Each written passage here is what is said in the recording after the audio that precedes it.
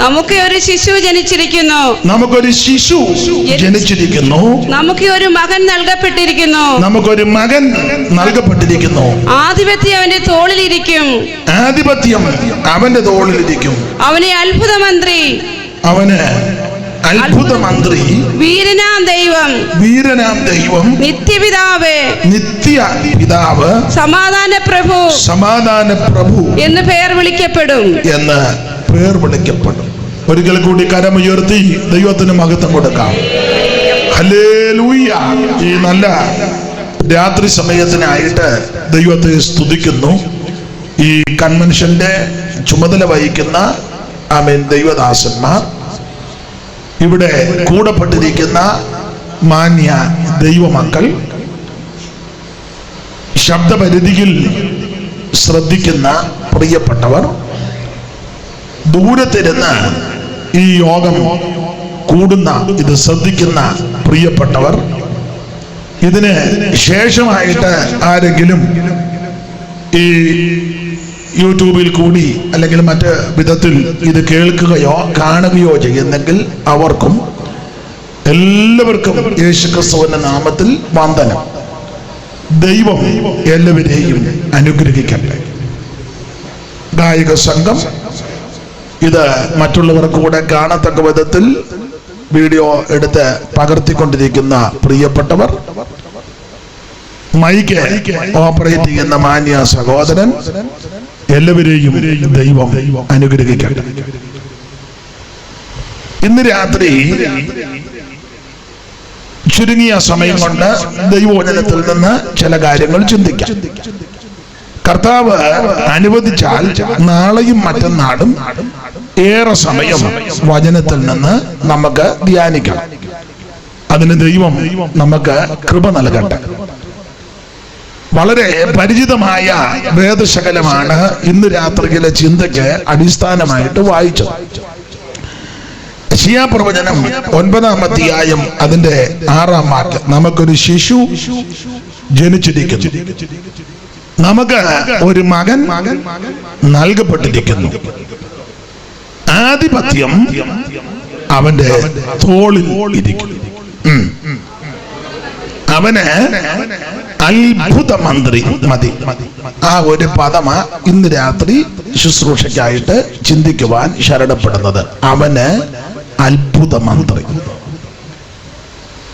വേദപുസ്തകം പഠിക്കുന്ന, ധ്യാനിക്കുന്ന, അല്ലെങ്കിൽ വേദപുസ്തകത്തെ അടിസ്ഥാനപ്പെടെ അവിടെ അടങ്ങി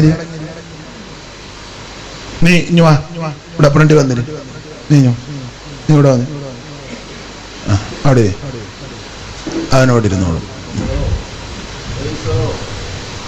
അപ്പോൾ വേദപുസ്തകം ധ്യാനിക്കുന്ന, പഠിക്കുന്ന പ്രിയപ്പെട്ടവർക്ക് ഈ വാക്യം ആരെ പറ്റിയാ രേഖപ്പെടുത്തിയിരിക്കുന്നെന്ന് ബോധ്യപ്പെട്ട് കാണും. വിശേഷിച്ച് ക്രൈസ്തവരായ ദൈവത്തെ ഭജിക്കുന്ന പ്രിയപ്പെട്ടവർക്ക് ഈ വാക്യം വായിച്ചപ്പോൾ മനസ്സിലായി ഇത് ആരെ പറ്റിയാ പറഞ്ഞിരിക്കുന്നെന്ന്. ആരെ പറ്റിയാ? ശൂന്ന് വെക്കാതെ ഉറക്കെ പറ. യേശുക്രിസ്തുവിനെ പറ്റിയ. ഈ സ്തോത്രമൊക്കെ പറയാന്നെങ്കിൽ നന്നായിട്ട് പറഞ്ഞോണം, ഉച്ചാരണ ശുദ്ധിയോടെ. ഇവിടെ നെശൂന്നൊന്നും പറഞ്ഞേക്കരുത്, എല്ലാം ക്ലിയർ ആയിരിക്കണം. ഞാനോട് പോവാ. ഓക്കെ. അപ്പോൾ കർത്താവാകുന്ന യേശുക്രിസ്തുവിനെ പറ്റിയാണ് ഈ ഭാഗത്ത് രേഖപ്പെടുത്തിയിരിക്കുന്നത്. നമ്മുടെ കർത്താവാകുന്ന യേശുക്രിസ്തു ജനിക്കുന്നതിന്, അല്ലെങ്കിൽ അവിടുത്തെ തിരുപ്പിറവിക്ക് 1700 വർഷം മുമ്പ്, ആത്മീക ഭാഷയിൽ പറഞ്ഞാൽ പ്രവചനക്കുന്നിൽ കയറി പ്രവചനാത്മാവിൽ നിറഞ്ഞ് ക്രിസ്തുവേശുവിന്റെ തിരുപ്പിറവി അത് ദർശിച്ച് പ്രവചിച്ച പ്രവാചകനാണ് യെശയ്യാ പ്രവാചകൻ. വേദപഠിതാക്കൾ ഇദ്ദേഹത്തിന് കൊടുത്തിരിക്കുന്ന ഒരു വിശേഷണ പദം സുവിശേഷ പ്രവാചകൻ എന്നാണ്. എന്താ സുവിശേഷം? അത് യേശുക്രിസ്തു ദാവീദിന്റെ സന്തതിയായി ജനിച്ച് മരിച്ച് അടക്കപ്പെട്ട് ഉയർത്തെഴുന്നേറ്റ യേശുക്രിസ്തുവിനെ ഓർത്തുകൊള്ളുക, അതാകുന്നു സുവിശേഷം. ആ സുവിശേഷമാണ് യെശയ്യാവ് 1700 വർഷം മുമ്പ് ക്രിസ്തുവിന്റെ തിരുപ്പിറവിക്ക് മുൻപ് പ്രവചിച്ചത്. അപ്പോൾ അതുകൊണ്ട് ഇദ്ദേഹത്തെ സുവിശേഷ പ്രവാചകൻ എന്ന് വേദ ചിന്തകന്മാര് ഒരു വിശേഷണ പദം കൊടുത്തിട്ടുണ്ട്. ഇപ്പൊ അങ്ങനെ പ്രവാചകന്മാർക്ക് അങ്ങനല്ല, ലോക പ്രശസ്ത പ്രവാചകൻ, അങ്ങനെ അത്ഭുത വര സിദ്ധിയുള്ളയാള്, അങ്ങനെയൊക്കെ ഇപ്പം ഓരോ വിശേഷണങ്ങൾ. ബന്ധനമടിക്കുന്ന പ്രവാചകൻ, പുള്ളി അതിന്റെ സ്പെഷ്യലിസ്റ്റ്. തകിട് എടുക്കുന്ന പ്രവാചകൻ, പുള്ളി തകിടുമായിട്ട് രാവിലെ ഇറങ്ങും. പുള്ളി തന്നെ വെക്കുന്നത്, പുള്ളി തന്നെ. പണ്ട് നമ്മൾ സ്കൂളില് 1ാം ക്ലാസ്സിലാന്ന് തോന്നുന്നൊരു പാഠമുണ്ട്. കോഴിയമ്മ തന്നെ നെല്ല് കൊത്തി, കോഴിയമ്മ തന്നെ അത് പൊളിച്ചു, കോഴിയമ്മ തന്നെ പൊടിച്ചു, കോഴിയമ്മ തന്നെ കുഴച്ചു, കോഴിയമ്മ തന്നെ അപ്പം ഉണ്ടാക്കി, കോഴിയമ്മ തന്നെ തിന്നു. അതാ തകിടെടുക്കുന്ന പുള്ളി. തകിടുമായിട്ട് രാവിലെ ഒരു 10-15 തകിടുമായിട്ട് പെരക്കകത്ത് നിന്നിറങ്ങും. ഈ പൊട്ട് പിടിച്ച പെണ്ണുങ്ങളെ കളിപ്പിക്കും. പുള്ളി തന്നെ ഇത് എടുത്തേച്ച് വരന്തേണ്ട തങ്കെ ഒരു തകിട്, തങ്കേട്ടനെ ഒരം 2 വിട്ട് പറപ്പിക്കും. എത്ര വീട്ടിൽ പോയി ജോലി ചെയ്ത് ഇച്ചിരി നന്മ കിട്ടിയ അത് തട്ടിപ്പുകാരന് കൊടുത്തേച്ച് തങ്ക അവൻ പോകുന്നത് നോക്കി നിൽക്കുക. നിങ്ങൾക്ക് മനസ്സിലാകാഴിയൊന്നുമില്ല. അപ്പൊ ഇപ്പോഴത്തെ പ്രവാചകന്മാരില്ല അങ്ങനെ. എന്നാൽ യെശയ്യാവിന് കൊടുത്തിരിക്കുന്ന വിശേഷണ പദം സുവിശേഷ പ്രവാചകനാണ്. നമ്മുടെ കർത്താവാകുന്ന ക്രിസ്തുയേശുവിന്റെ ജനനം, അവിടുത്തെ ജീവിതം, അവിടുത്തെ ശുശ്രൂഷ, എന്റെ ഭാഷയിൽ വചനത്തെ കൂട്ടുപിടിച്ചാൽ അവിടുത്തെ കന്നിപ്രസംഗം, അവിടുത്തെ പ്രേക്ഷിത പ്രവർത്തനങ്ങൾ, അവിടുത്തെ ശുശ്രൂഷയുടെ വശങ്ങൾ, എന്തിനേറെ അവിടുത്തെ കഷ്ടാനുഭവങ്ങൾ. യെശയ്യാപ്രവചനം 53 അത് തന്നെയാണല്ലോ രേഖപ്പെടുത്തി വച്ചിരിക്കുന്നത്. അവിടുത്തെ തിരുമരണം, അവിടുത്തെ അടക്കം, അവിടുന്ന് ഉയർത്തെഴുന്നേറ്റ വിഷയം, അവിടുത്തെ സ്വർഗാരോഹണം. നീ പിന്നെ എവിടെ പോവാ? അവിടുത്തെ സ്വർഗാരോഹണം, തിരിച്ച് തിരുസഭയെ ചേർക്കാനുള്ള വരവ്, പിന്നെ മഹാപീഠ കാലയളവ്, 1000 ആണ്ട് വാഴ്ച, ഇതെല്ലാം പ്രവചനാത്മാവിൽ കണ്ട് പ്രവചിച്ച പ്രവാചകനാണ് യെശയ്യാവ്. സ്തോത്രം. അതുകൊണ്ടാണ് വേദ പഠിതാക്കൾ ഇദ്ദേഹത്തിന് സുവിശേഷ പ്രവാചകൻ എന്ന് ഒരു വിശേഷണ പദം കൊടുത്തിരിക്കുന്നത്. അങ്ങനെ സുവിശേഷ പ്രവാചകനാകുന്ന യെശയ്യാവിന്റെ പ്രവചന പുസ്തകത്തിലെ 9-ാം അധ്യായത്തിലെ 6-ാമത്തെ വാക്യമാണ് ഇന്ന് രാത്രിയിലെ ചിന്തക്കെടുത്തത്. അതിലെ ഒരു പദമാണ് ഇന്ന് രാത്രി നമ്മൾ ചിന്തിക്കുന്നത്. നമ്മുടെ കർത്താവാകുന്ന യേശുക്രിസ്തുവിനെ പറ്റി 9:6 പറയുന്നത്, നമുക്കൊരു ശിശു ജനിച്ചിരിക്കുന്നു, നമുക്ക് ഒരു മകൻ നൽകപ്പെട്ടിരിക്കുന്നു, ആധിപത്യം അവന്റെ തോളിൽ നിൽക്കും, അവന് അത്ഭുത മന്ത്രി. ഇന്ന് രാത്രി ചെറിയ ഒരു സബ്ജക്റ്റ്, അത്ഭുത മന്ത്രിയാകുന്ന ക്രിസ്തു, അതിശയം പ്രവർത്തിക്കുന്ന ക്രിസ്തു. സ്തോത്രം. പണ്ട് മാനോഹയുടെ അടുക്കൽ ദൂതൻ വന്നു. അപ്പോൾ ആദ്യം വന്നത് അമ്മാമ്മയുടെ അടുക്കലാ വന്നേ. ഈ അമ്മ അല്ലെ ഈ സഹോദരി ഒരു നല്ല സഹോദരിയാ. ദൂതം വന്ന് പോയ കാര്യം മാനോഹ വന്നപ്പോ പറഞ്ഞു. അച്ഛാനില്ലാഞ്ഞപ്പോ ഇന്നതുപോലൊരു ദൂതൻ വന്നു, കാര്യമൊക്കെ പറഞ്ഞു. വേറെ പെണ്ണുങ്ങൾ അന്ന് മിണ്ടുകല, നീ പറയരുത് ഞാനും പറയല, നീ പിന്നെ ഇടയ്ക്കിടയ്ക്ക് വരുന്നുണ്ട്, കുഴപ്പമൊന്നും ഇല്ല, അച്ഛനുള്ളപ്പോ ഇങ്ങോട്ട് വരികയെ. അല്ല, ചിലടത്ത് അച്ചായന്മാരും കണക്കാ. എന്നാൽ ഈ സ്ത്രീ ഒരു നല്ല മാന്യ വനിതയാ. അച്ചായൻ വന്നപ്പോ പറഞ്ഞില്ല, അച്ഛാ ദൂതൻ ഇവിടെ വന്നു, കാര്യമൊക്കെ പറഞ്ഞു വെച്ചു പോയി. ചുരുക്കി പറഞ്ഞാൽ അത് എപ്പോഴാ വന്നെന്ന് ചോദിച്ചു. അത് ഇന്നലെ വന്നു.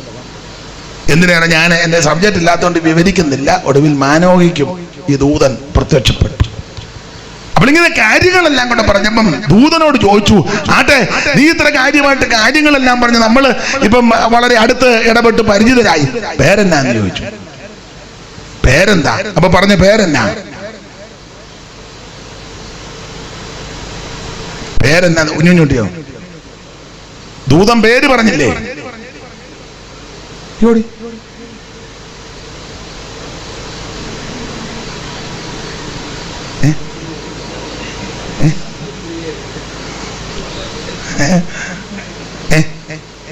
ഗബ്രിയേലോ? പിന്നെ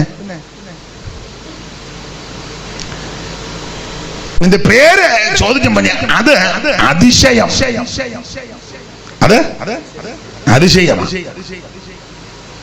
ചർച്ച് ഓഫ് ഗോഡുകാർക്ക് ചിലപ്പോ ഇത് കേൾക്കുമ്പോൾ ഒരു അതിശയം തോന്നും. ഇല്ല, അതിശയം അത് PAV സാംസാറിന്റെ പിതാവ് ART അതിശയം, അരുമനായകൻ ദേശമണി തങ്കയ്യ അതിശയം. അത് വേറെ അതിശയം, ഇത് വേറൊരു അതിശയം. അപ്പോൾ അത് പറഞ്ഞ് എന്റെ പേര് അതിശയമാണ് എന്ന് പറഞ്ഞാൽ യേശു ക്രിസ്തു അവിടെ പ്രത്യക്ഷപ്പെട്ടിരിക്കുന്നത്. ഇന്ന് രാത്രി അതിശയമാകുന്ന യേശു ക്രിസ്തു അവിടുന്ന് അത്ഭുത മന്ത്രിയാണ്. അത്ഭുത മന്ത്രിയെ പറ്റിയാണ് ഇന്ന് രാത്രി ഒന്ന് രണ്ട് കാര്യങ്ങൾ നമുക്ക് തിരുവചനത്തിന്റെ അടിസ്ഥാനത്തിൽ ചിന്തിക്കാം. കരമുയർത്തി കർത്താവിന് മഹത്വം കൊടുത്താട്ടെ. ഒരിക്കൽ കൂടെ ദൈവത്തെ സ്തുതിച്ചാട്ടെ.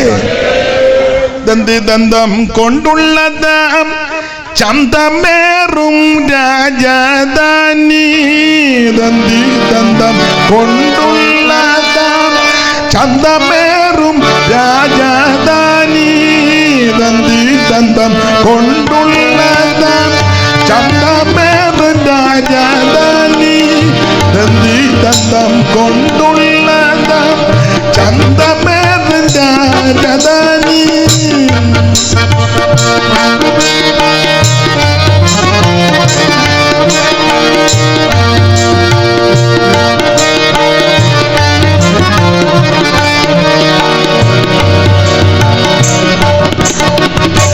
ദന്തം കൊണ്ടുള്ള ചന്തമേറിൻ രാജധാനി, ദന്തം കൊണ്ടുള്ള ചന്തമേറിൻ രാജധാനി.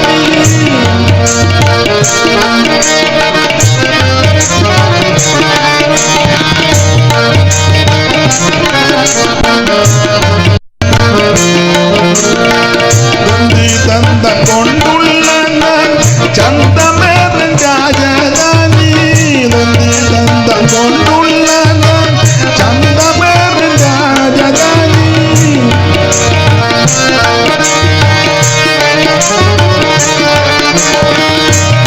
ദന്തം കൊണ്ടുള്ള ചന്തമേറിൻ രാജധാനി, സ്വാന്തബോധം വരുത്തുന്നല്ലോ നീനകനീയം കമ്പിവാദ്യങ്ങളിൽ നിൻ സ്വനം. സാന്ത്വബോധം വരുത്തുന്നല്ലോ നീനകനീയം കമ്പിവാദ്യങ്ങളിൽ നിൻ സ്വനം. മനസ്സുയരുന്നതോ നന്മയേറും വചനത്താൽ, മനസ്സുയരുന്നതോ മനസ്സുയരുന്നതോ നന്മയേറും വചനത്താൽ, മനസ്സുയരുന്നതോ നന്മയേറും വചനത്താൽ.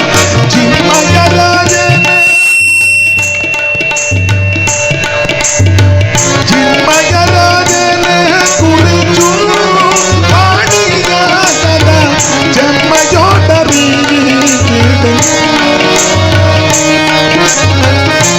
ചിന്മയരാജനെ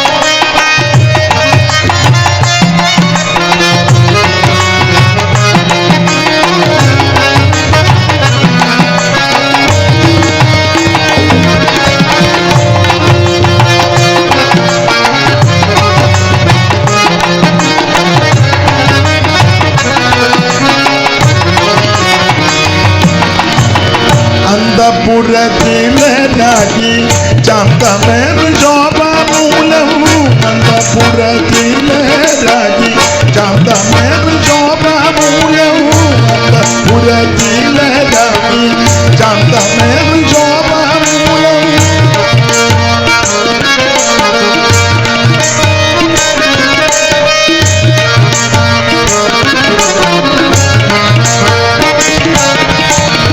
അന്തപുരത്തിലെ രാജി ചാന്തമേറി ശോഭമൂലം അന്തപുരത്തിലെ രാജി ചാന്തമേറി ശോഭമൂലം അന്തപുരത്തിലെ രാജി ചാന്തമേറി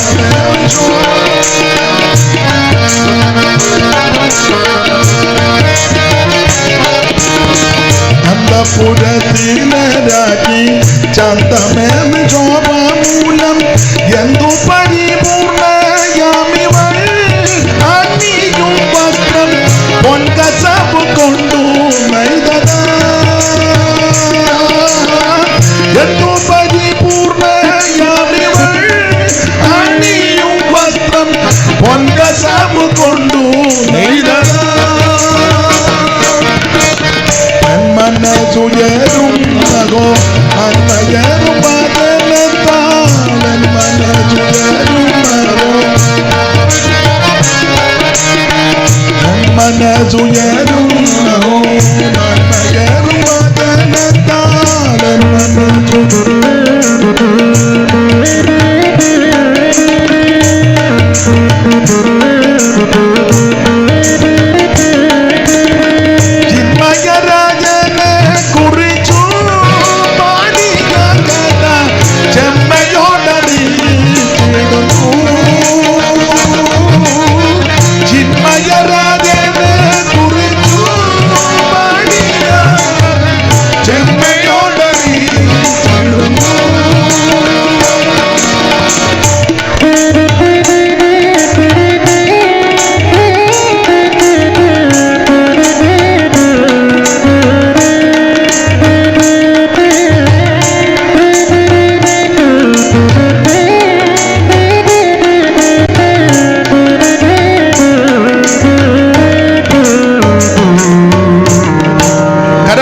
ഒരിക്കൽ കൂടെ ദൈവത്തിന് മഹത്വം കൊടുക്കാം.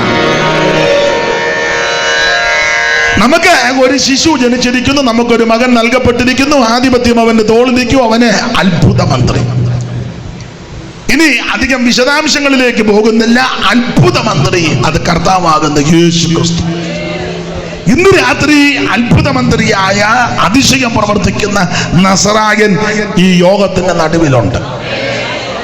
അവിടുന്ന് വാഗ്ദത്തം ചെയ്തിട്ടുണ്ട്, 2 or 3 പേർ എന്റെ നാമത്തിൽ എവിടെ കൂടിയാലും അത്ഭുത മന്ത്രി അവിടുത്തെ നടുവിൽ വരും.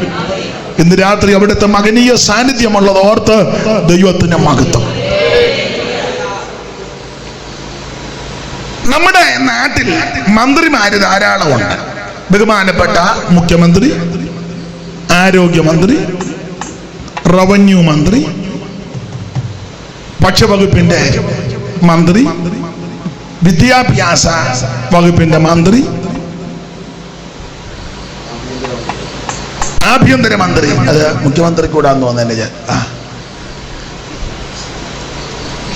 എന്റെ അഭിപ്രായം നേരത്തെ മന്ത്രിസഭയിലെ ശൈലജ ടീച്ചറെയും MM മണിയെയും ജി സുധാകരനെയൊക്കെ മന്ത്രിയാക്കിയിരുന്നെങ്കിൽ കുറച്ചുകൂടെ നല്ലതായിരുന്നെന്ന് എൻ്റെ അഭിപ്രായം.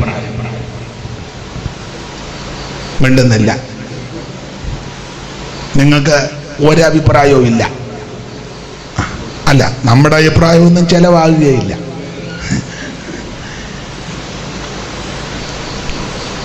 കാരണം അവര് കുറച്ചുകൂടെ പരിചയ സമ്പന്നരായിരുന്നു,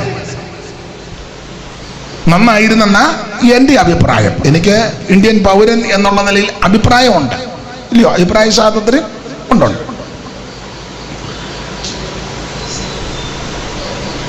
ഇന്ത്യയുടെ ബഹുമാനപ്പെട്ട പ്രധാനമന്ത്രി നരേന്ദ്രമോദി അവർകൾ, അതുപോലെ തന്നെ തത്തുല്യമായ പദവി വഹിക്കുന്ന പല ബഹുമാനരായ ക്യാബിനറ്റ് മന്ത്രിമാർ,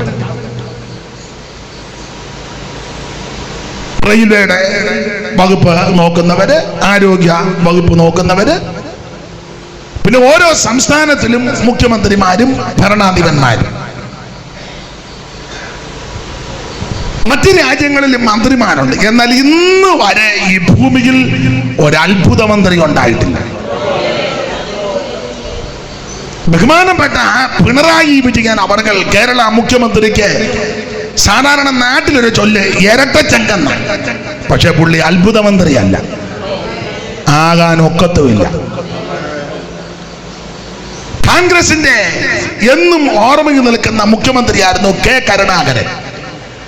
ആള് നീളക്കുറവാമ്പയിൽ നല്ല കൂർമ്മബുദ്ധിക്കാരനായിരുന്നു. പക്ഷെ അദ്ദേഹവും അത്ഭുത മന്ത്രിയല്ലായിരുന്നു. കേരളത്തിലെ പ്രധാനപ്പെട്ട മുഖ്യമന്ത്രിമാരിൽ പ്രഗത്ഭനായിരുന്നു EMS നമ്പൂതിരിപ്പാട്. ആദ്യത്തമുള്ള കുടുംബത്തിൽ പിറന്നതാണ്, ജ്ഞാനമുള്ളയാണ്, കമ്മ്യൂണിസത്തിന്റെ വളരെ കറതികീർന്ന വക്താവായിരുന്നു. അദ്ദേഹത്തിൽ നിന്ന് കേൾക്കുവാൻ ജനം, കേരള ജനത ഒരു കാലത്ത് ഉറങ്ങുകയെന്നേ, വലിയ അക്രമം ഇതിനകത്ത് വന്നിരുന്ന് നീ ഉറങ്ങുന്നത്. ഇവരാരും അത്ഭുത മന്ത്രിയല്ല. അത്ഭുത മന്ത്രിയായിട്ട് ഒരുവനെയുള്ളൂ, നസറയനാകുന്ന യേശു ക്രിസ്തു. ഇന്ന് രാത്രി ആ അത്ഭുത മന്ത്രി നമ്മുടെ നടുവിലുണ്ട് എന്ന് പറഞ്ഞാൽ അവിടുന്ന് അത്ഭുതം ചെയ്യുവാൻ കഴിവുള്ള സർവജ്ഞനായ ദൈവം. ആട്ടെ, ഇന്ന് ഒരു ദീർഘമായ പ്രസംഗം നടത്തുന്നില്ല. ശുഭപാസ്റ്റർ കൂടെ എന്നോട് പറയും ദീർഘമായിട്ട് എടുക്കത്തില്ലെന്ന് പറഞ്ഞാലും അങ്ങ് ദീർഘമാക്കും. അതുകൊണ്ട് പിന്നെ അത് കൂടെ പറയണ്ടെന്നാ പുള്ളി പറയുന്നത്. ദൈവത്തിൽ ഞാൻ പിന്നെ വണ്ടിക്കകത്തിരുന്നൊരു ചെറിയ കാര്യം പറഞ്ഞ അവിടുത്തെ അന്തരീക്ഷം പോലെ ആയിരിക്കുമെന്ന്. ഇപ്പൊ ഈ ഉറങ്ങുന്ന കണ്ടപ്പോൾ എനിക്ക് മനസ്സിലായി ഇത് അധികം ദീർഘമാകുകയല്ല. അപ്പൊ ശ്രദ്ധിക്കുക, നീ കൂടെ എഴുന്നേറ്റ് ഓടി നടക്കുന്നത്. ഫാൻ വേണോ അതോ വേണ്ടേ? അവിടെ ഇരുന്നോ. അപ്പോൾ യേശു ക്രിസ്തു അത്ഭുത മന്ത്രിയാണ്. അത് തിരുവചനം പഠിക്കുമ്പോൾ നമുക്കറിയാം, നമ്മുടെ കർത്താവാകുന്ന യേശു ക്രിസ്തു നിരവധി അത്ഭുതങ്ങൾ ചെയ്തു. അതെല്ലാം കൂടെ എഴുതിയ പുസ്തകം ലോകത്തിൽ പോലും ഒതുങ്ങത്തില്ലെന്നാ യോഹന്നാൻ എഴുതി വച്ചിരിക്കുന്നത്. ആ യോഹന്നാന്റെ സുവിശേഷം 20-ാം അധ്യായത്തിന്റെ ഒടുവിലത്തെ വാക്യം ഒന്ന് വായിച്ച 21-35 ആദ്യം വായിക്കാം. യോഹന്നാന്റെ സുവിശേഷം അതിന്റെ 21-ാം അധ്യായത്തിന്റെ 25-ാം വാക്യം വായിച്ചേ. മൈക്ക് കൂടെ വായിക്കണം.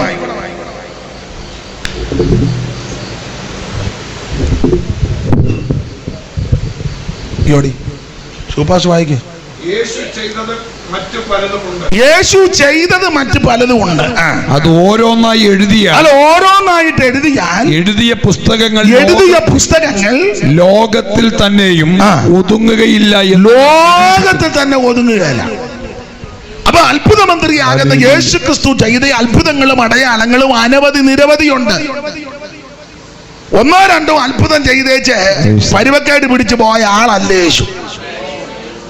അവിടുന്ന് നിരവധി അത്ഭുതങ്ങൾ ചെയ്തിട്ടുണ്ട്.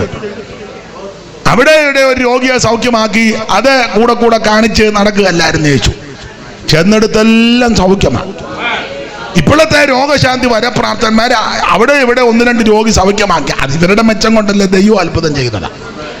പിന്നെ അത് കൂടെ കാണിച്ചാണ് യവന്മാരുടെ കളം മൂപ്പിക്കുന്നത്. എന്നാൽ യേശു അങ്ങനല്ല. ചെന്നെടുത്തെല്ലാം രോഗികൾ സൗഖ്യം. നാനാവ്യാധികളാലും ബാധകളാലും വലഞ്ഞവരെ യേശു സൗഖ്യമാക്കി. മരിച്ച അനേക പ്രിയപ്പെട്ടവരെ യേശു ഉയർപ്പിച്ചു. അനേക കുഷ്ഠരോഗികൾക്ക് യേശു സൗഖ്യം കൊടുത്തു. അനേക മുടന്തർ മാനിനെ പോലെ തുള്ളിച്ചാടി കർത്താവിനെ മഹത്വപ്പെടുത്തി. ഊമർക്ക് സംസാരശേഷി അവിടുന്ന് കൊടുത്തു. ചെകിടർക്ക് കേൾവി അവിടുന്ന് കൊടുത്തു. എന്ന് വേണ്ട സകല ദീനങ്ങൾക്കും പൊറുതി വരുത്തി. അപ്പോൾ നിരവധി അത്ഭുതം യേശു ചെയ്തിട്ടുണ്ട്. ഇവിടെ യോഹന്നാൻ അപ്പോസ്തലൻ പറയുക, അതെല്ലാം കൂടെ എഴുതിയാൽ എഴുതിയ പുസ്തകം ലോകത്തിൽ പോലും ഒതുങ്ങകത്തില്ല. അപ്പോൾ എല്ലാം എഴുതിയിട്ടില്ല. കടഞ്ഞെടുത്ത് തെരഞ്ഞെടുത്ത ഏതാനും ചില അത്ഭുതങ്ങളാണ് ഈ പുസ്തകത്തിൽ രേഖപ്പെടുത്തിയിരിക്കുന്നത്. അതെന്തിനാ എല്ലാം രേഖപ്പെടുത്താതെ ചിലത് മാത്രം രേഖപ്പെടുത്തിയത്?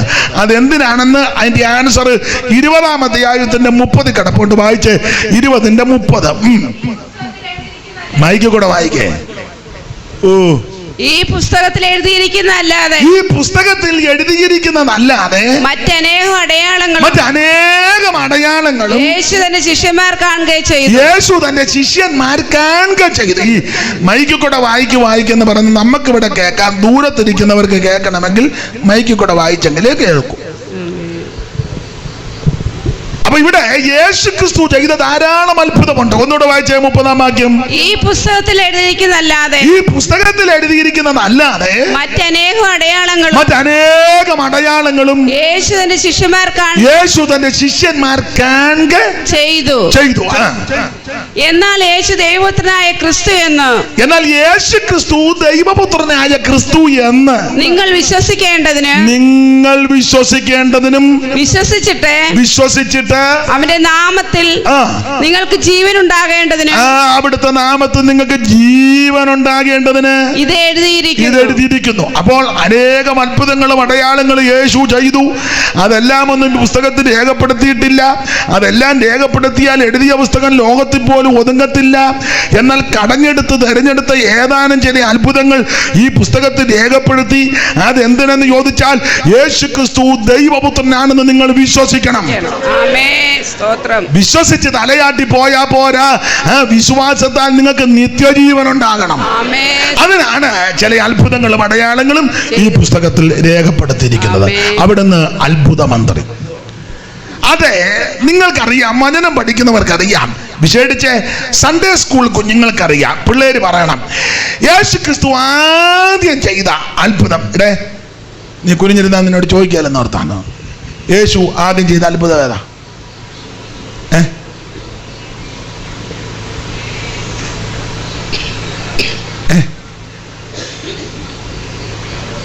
യേശു ആദ്യം ചെയ്ത, നീ അവിടെ ഇല്ലായിരുന്നെന്ന് അറിയാം, എന്നാലും വേദപുസ്തകത്തിലുണ്ട്. യേശു ആദ്യം ചെയ്ത അത്ഭുതം ഒന്നും ചെയ്തില്ലേ? പിള്ളേരാരെങ്കിലും ഒന്ന് പറഞ്ഞേ.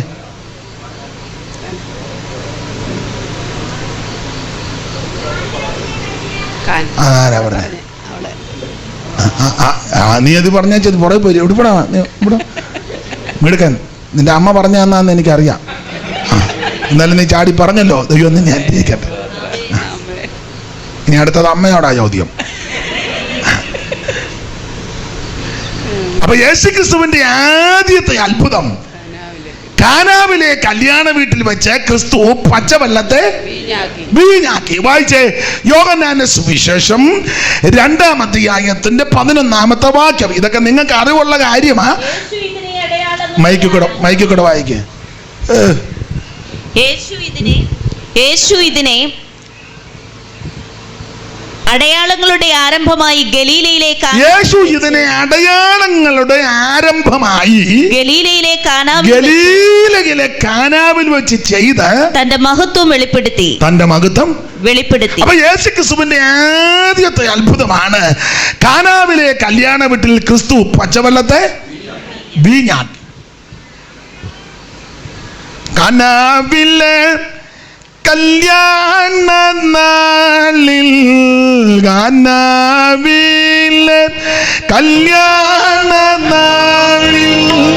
ശുദ്ധ ജലത്തെ വീഞ്ഞാക്കി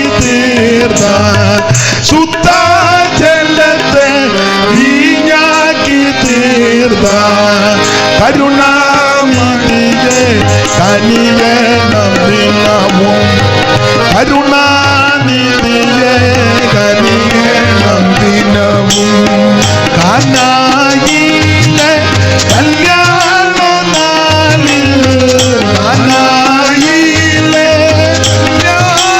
നാളിൽ ശുദ്ധ ജലത്തെ വീഞ്ഞാക്കി തീർത്ത കരുണാമണി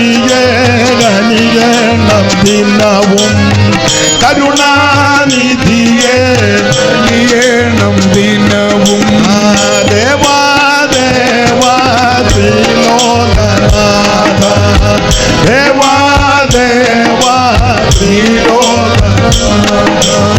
കരമുയർത്തി ദൈവത്തിന് മഹത്വം കൊടുക്കുക.